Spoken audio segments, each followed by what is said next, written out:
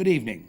For the last 2 weeks, though I doubt if most of you were aware of it, BSB, or British Satellite Broadcasting, has been transmitting programmes on its 5 channels, though only to those whose sets are connected to cable networks. Because of past teething troubles and the lack of receiving dishes or square reels in the shops, their public launch has been postponed until the end of the month. From then on, competition with Sky Television will begin in earnest. So what will BSB's viewers get? Well, first there's the Now channel, which offers such things as current affairs, documentaries, medicine, leisure pursuits, and fashion, and over the weekend becomes BSB's Arts channel. Next, the Galaxy channel, which covers drama, soap operas, children's programs, and general entertainment.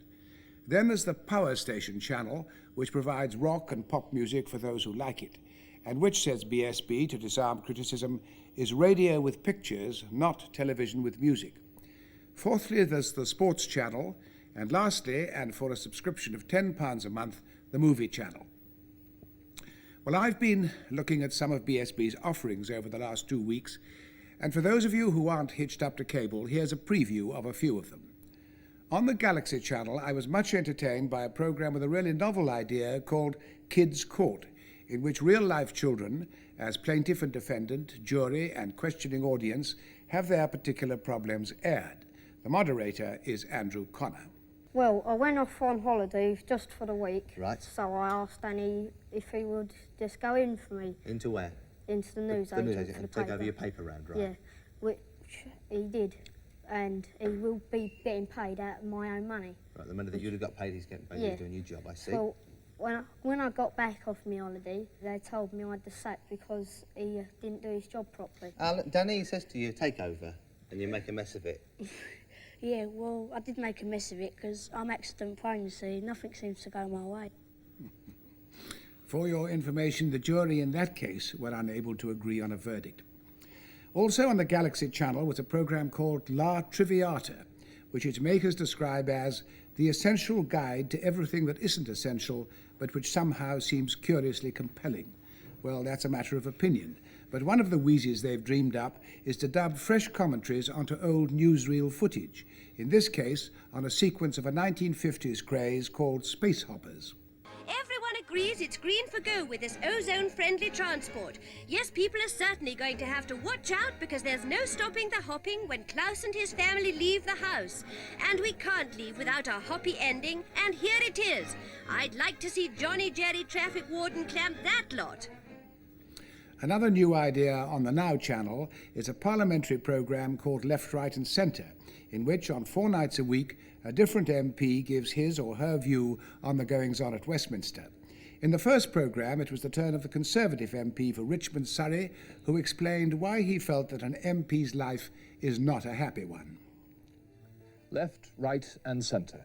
A war-weary, word-weary Westminster here tonight, poleaxed by the hours, tongue-tied by a parliamentary guillotine, and still hard at it. I'm Jeremy Hanley, MP. 44 years old, I feel older. The civilised world was probably munching muesli. The all-night talkers hadn't noticed sunrise. They'd been on hand for 18 hours or more. Look at the litter, discarded debris of a hard night on the gab. But save the sympathy, though. It's the way we do it.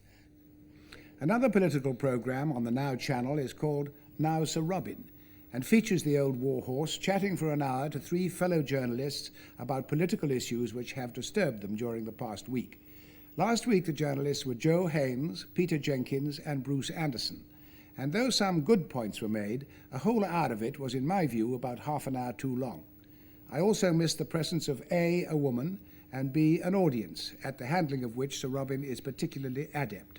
So come back, question time, Mark II, all is forgiven. You're Well, misrepresenting me. I'm sorry I'm misrepresenting you. You can de-misrepresent yourself in just a second, and I apologise. But you saw the extracts from that tabloid newspaper, Class War, which have been printed, saying horrifying words of gloating over the violence to policemen and the injuries caused to the pigs of the police. That's and right. Get another brick and throw it where, if you can. That is a much deeper problem than the one about the poll tax. Is The poll Mrs. tax Thatcher was the responsible opportunity. for that?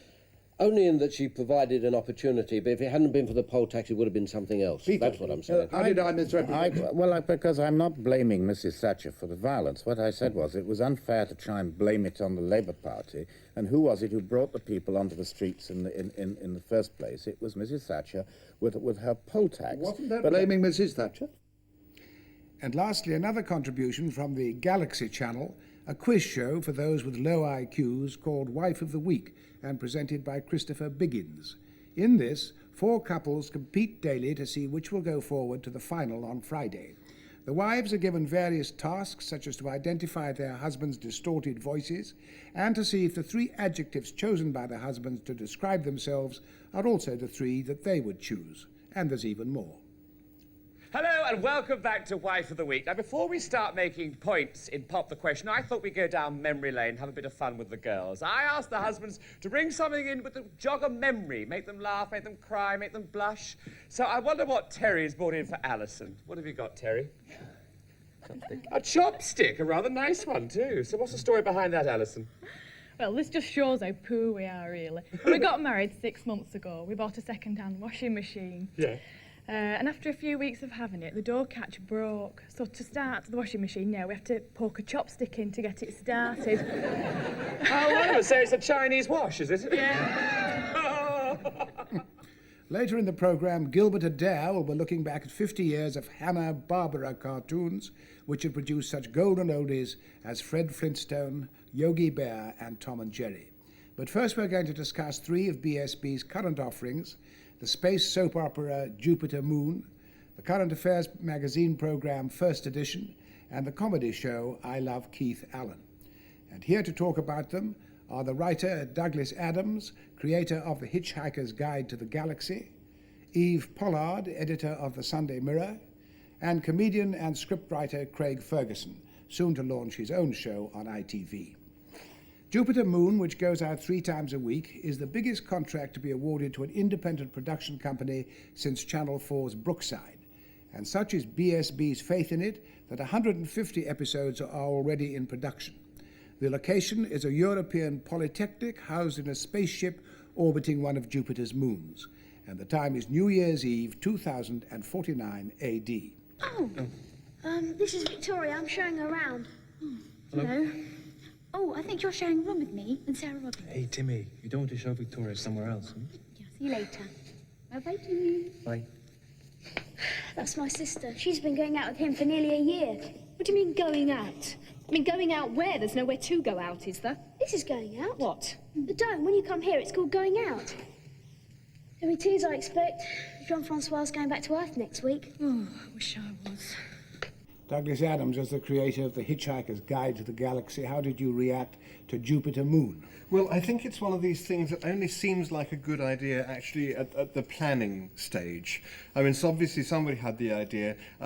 Soap opera is the big thing at the moment. We've had soap operas set in Melbourne and in Liverpool and at the East End of London. Where else can we go? Let's put it into space.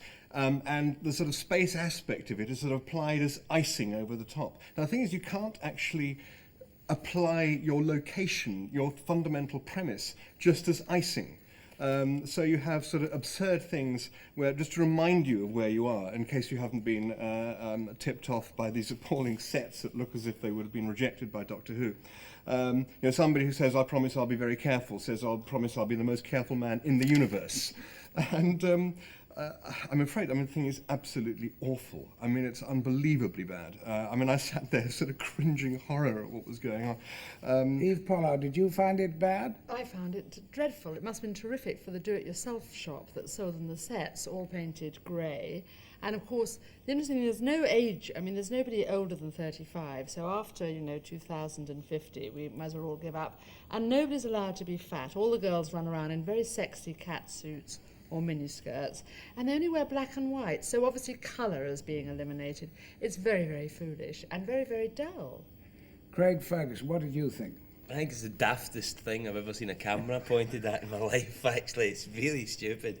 The idea of there's something really scary that's going around this spaceship called Space Virus, which sounds really imaginative to me. And when people have aspirins, they don't have aspirin. It's not aspirin, it's a little more advanced than that.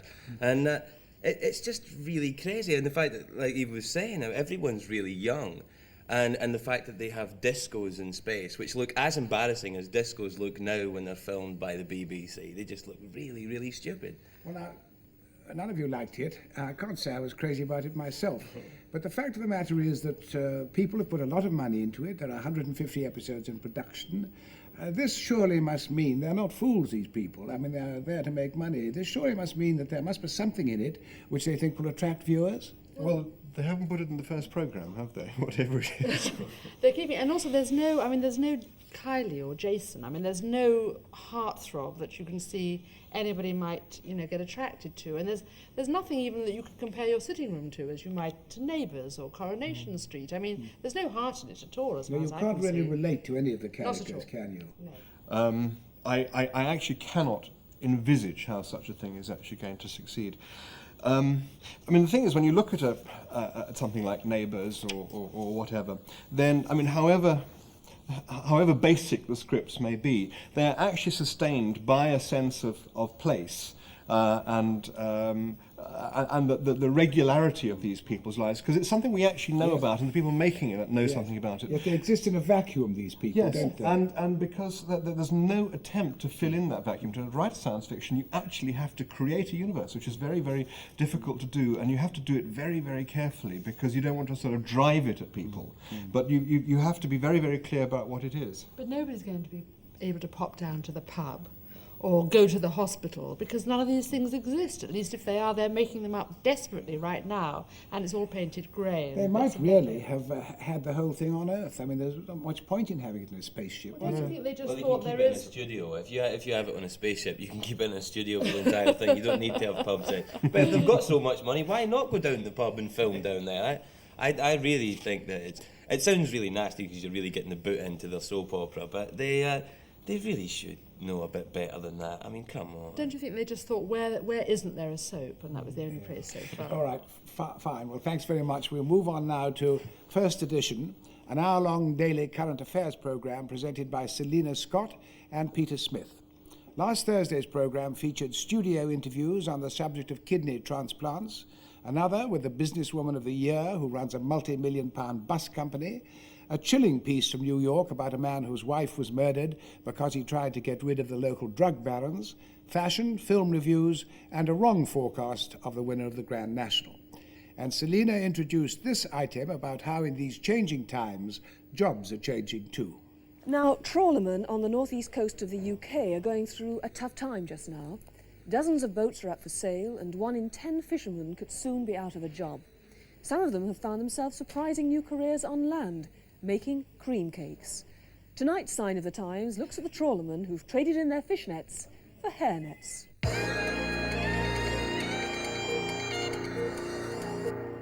Life on the ocean waves always had its ups and downs, but this is one storm they're not prepared to ride out.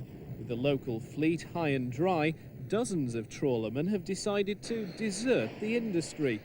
And what does the editor of the Sunday Mirror think of this programme? I quite like it in a way. I mean, I can see where it's going. I mean, it's very clearly signposted. It's a mix between a magazine and a paper. So you have the sports item at the end, i.e. the back of it, and you have the cover story at the front. And it does do stories from a human sort of side. I mean, the story about the GIs at the front, which was not political at all, but about the Cold War ending and perhaps more Americans going back, and how these British brides are going to have to acclimatise themselves to moving away from Britain. I thought that was interesting. Rather nice and had a certain amount of heart. Yeah. The kidney story was quite nice. It was unfortunate, I think, that Selina did the interview in what appeared to be a fairly tidy corner of Luton Airport. But yes, it was a dreadful set there, wasn't it? Dreadful. Yeah. You can see why Pebble Mill and all those other places that have windows have done it. But it was an interesting aspect on the day that doctor had been removed, as it were, and defrocked and struck off the list. I thought Selina did some very sharp questioning there. I thought I think she's a star, she's and she improved comes enormously. over really strongly. Yes, It's that's given right. her a chance. Craig, what did you feel about it? I would agree Selina Scott is a star, but whether or not that gives validity to the news programme, I don't know. I mean, you could have Liz Taylor read the news, it wouldn't make it any better.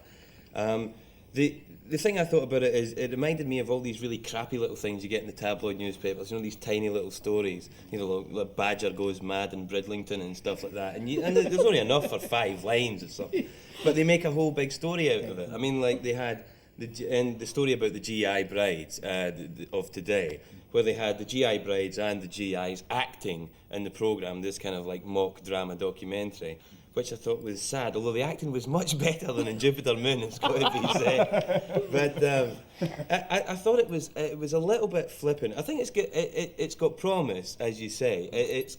It could go on to be like cable network news in America, but I don't think it can aspire much higher than that. I felt that they called it a new programme, or a new style current affairs programme. It didn't seem to me to be all that different from the old Nationwide. No, well, I was just about to say, I thought, I felt watching it, I was actually longing for the great days and majestic achievements of Nationwide. I felt, particularly the thing that Craig just talked about, the GIs. I mean, there's terrible little sort of home movies.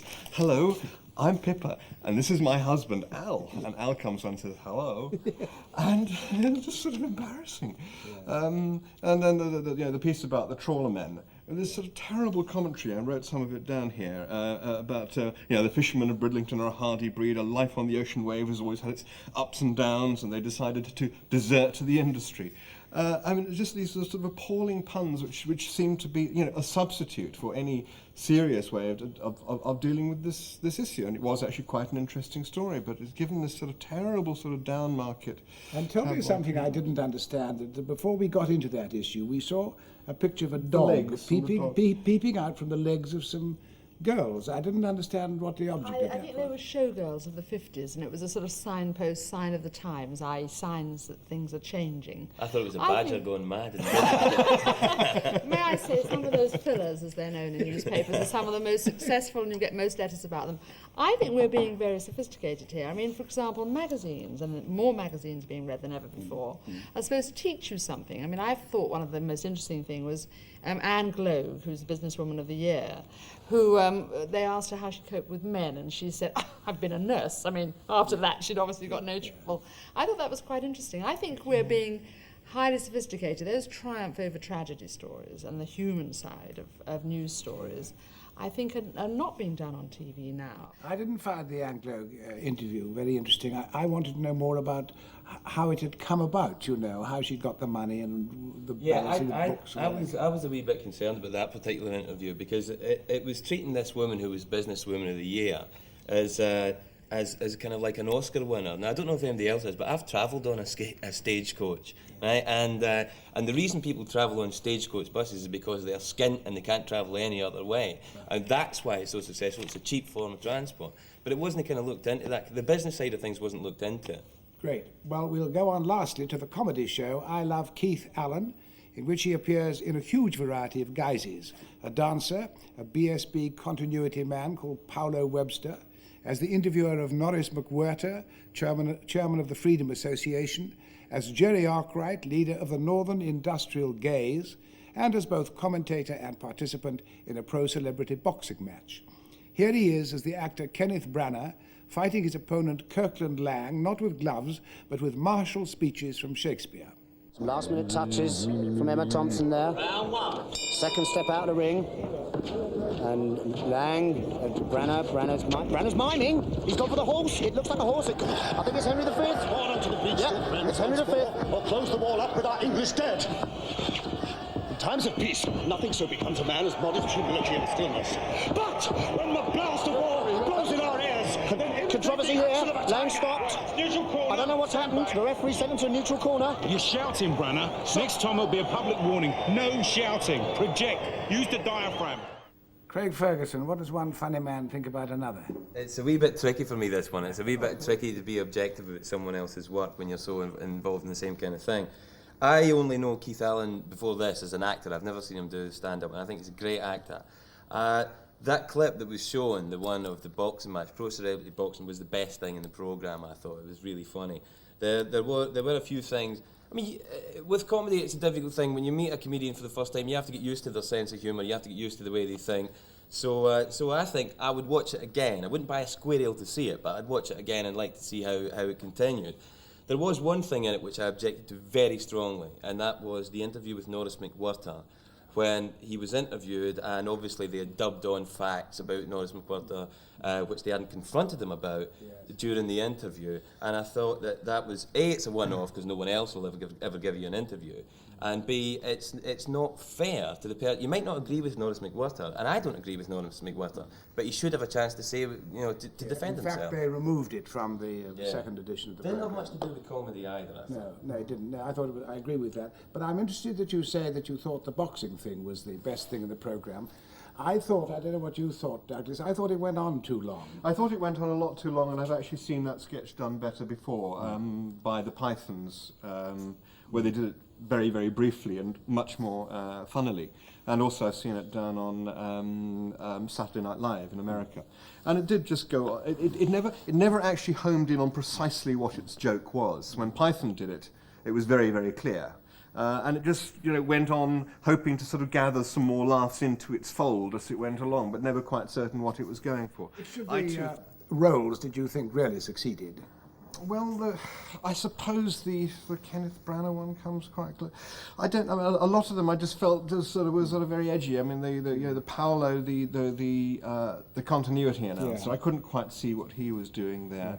I thought, I suppose, the Northern Industrial link, wasn't he, between the various items? I thought when he was being the sports commentator, I mean, that was quite a good takeoff of your actual boxing ring sports commentator. I mean, it was good in that way. It was a good send-up. Yes. One of the things I think annoyed me was the sense that unless you're, it kind of it attempts to disarm you by saying, if you disagree, if you don't enjoy this, it means you're not right on enough. And I think you actually have to say, is that good Eve, enough? what did you think? Well, he undressed more than most comedians I've ever seen, more bare flesh, and he's probably quite an engaging chap, but I just didn't think he was very funny. I mean, I agree that the boxing thing was the best thing, but that was all right for 2 minutes. I think the McWhirter thing was just a cowardly way of trying to get an interview. But I also thought that it just took all those sort of obvious attitudes of being, this is trendy and this is now, but it wasn't funny at all. And also he obviously couldn't resist putting himself off camera. I'm sure they could have got a link man to come and do the little things he was doing. Yes. He'd have been better off with someone else being in it. Yes. I think. I would have said that, in fact, I noticed in the credits that Keith Allen wrote and performed in the programme, obviously, but it was all written by him. And I think what he would have benefited from greatly is a script editor, someone who would actually say, no, this has actually gone too long, and we're going to stop it there. You don't have to have, Barry Cryer come in and go, oh, right, go back to reveal no trousers. But at the same time, there is a time, I think, when one person writes a show, that it really is a good idea to have someone else come in and say, no, you're going too far there. Well, now I'm going to ask you all a more general question, which is this. In your view, is there going to be room for 2 satellite stations in this country? Or perhaps is there even going to be room for 1? What do you all think? I think there is. I think that deregulation will mean that you can get programmes on at night and you don't have the choice, as you often do, of snooker, bowling and snooker, which for women is not particularly exciting. I think that there will be, I think it will be a nightmare for them both, probably, between now and any profits to be made.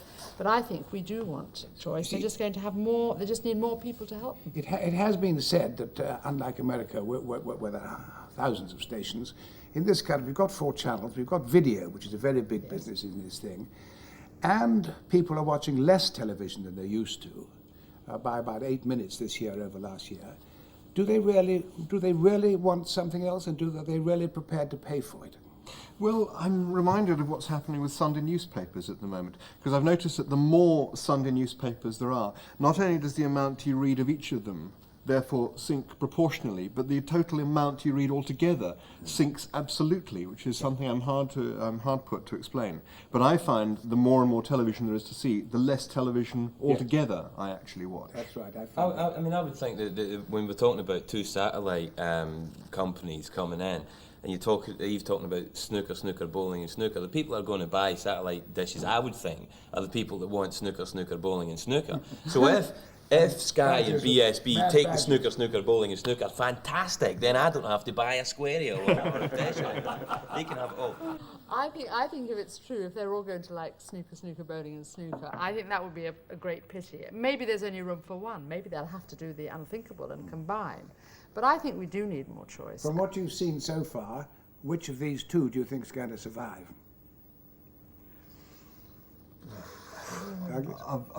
Between Sky and BSB? Yeah. I've not seen Sky. No.